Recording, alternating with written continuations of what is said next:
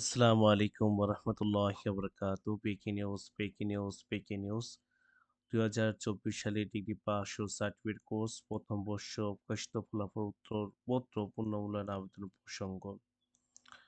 আ সংশ্লিষ্ট সকলকে জানানো যাচ্ছে যে ২০২৪ সালে ডিগ্রি পাস ও সার্টিফিকেট কোর্স প্রথম বর্ষ পরীক্ষা প্রকাশের ফলাফল উত্তরপত্র পুনর্মূল্যায়নের জন্য আগামী ২-৩-২০২৬ তারিখ হতে ১২-৩-২০২৬ তারিখ পর্যন্ত অনলাইনে আবেদন করা যাবে।